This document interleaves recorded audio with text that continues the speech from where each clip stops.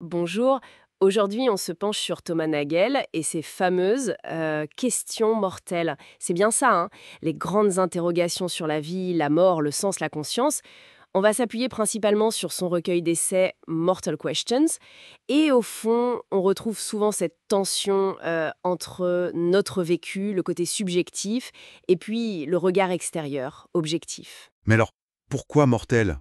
C'est juste parce qu'elles sont graves? C'est un peu plus que ça, je crois. Le mot mortel ici, ça renvoie vraiment à notre condition de mortel, à ce sérieux existentiel.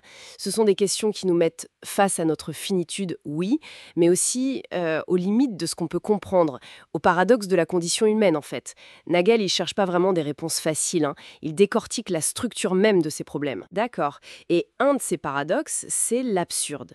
Comment il l'aborde justement avec cette histoire de subjectif-objectif? Exactement. Pour lui, l'absurde, c'est comme une collision, tu vois, un décalage. D'un côté, il y a le sérieux qu'on met dans nos vies, euh, vu de l'intérieur, nos projets, nos valeurs, tout ça. Et de l'autre, on a cette capacité à prendre du recul, à voir les choses de loin, d'un point de vue presque cosmique. Et de ce point de vue-là, notre sérieux peut sembler complètement contingent, arbitraire même. Ah, donc l'absurdité, elle vient pas du monde lui-même, mais plutôt de nous, de notre conscience, de ce décalage. Exactement. Précisément, c'est ça. C'est la coexistence de ces deux regards en nous. On voit bien que nos vies auraient pu être autres, qu'il y a une part d'arbitraire. Mais on ne peut pas s'empêcher de les vivre sérieusement. Et l'absurde naît de cette tension qui ne se résout pas. Et Nagel, lui, il suggère d'y répondre, pas forcément avec angoisse ou héroïsme, mais plutôt avec une forme d'ironie, une reconnaissance un peu lucide. Je vois. Et cette tension, elle doit être particulièrement forte quand il parle de la mort, j'imagine. C'est quand même un thème central du livre. Oui, tout à fait. Et son analyse, elle est intéressante parce qu'elle est un peu contre-intuitive. Pour Nagel, si la vie est un bien, la mort, elle, est un mal surtout parce qu'elle est la privation de ce bien. C'est la perte de la vie future qu'on aurait pu avoir, avec toutes ces expériences. C'est ça le vrai malheur de la mort. Plus que l'état être mort, où on ne sent plus rien. D'accord, mais c'est quand même une idée un peu étrange, non? Comment on peut être privé de quelque chose qu'on n'a pas encore? Et puis, ce malheur, il nous touche quand exactement? Ben voilà, c'est toute la difficulté qu'il met en lumière.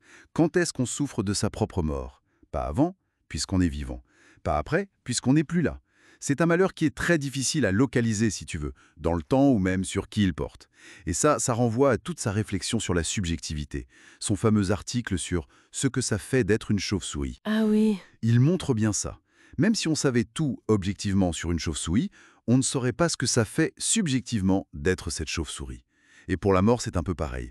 La perte subjective qu'elle représente est difficile à saisir complètement d'un point de vue purement objectif. D'accord. Et toutes ces réflexions, assez denses, elles sont donc dans ce livre, Mortal Questions, publié en 79 chez Cambridge University Press.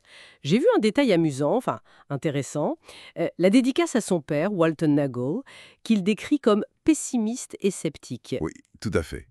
Et on retrouve une petite touche de ce pessimisme, peut-être, dans la préface de Nagel lui-même. Il y exprime un certain doute, non pas sur la valeur de la philo, mais sur son efficacité directe, sur la théorie éthique pour changer vraiment les choses dans le monde, face aux intérêts, aux passions. Mais il réaffirme très fort son rôle pour la compréhension, pour aiguiser notre regard sur nous-mêmes et le monde, même si ça ne donne pas de solution miracle tout de suite. Alors au final, qu'est-ce qu'on retient de cette plongée dans les questions mortelles de Nagel, que les réponses sont compliquées? C'est un peu ça, oui. Mais c'est surtout, je crois, que la valeur, elle est dans le fait de reconnaître ces tensions, de les explorer, entre le subjectif et l'objectif, entre ce qu'on voudrait et ce qui est.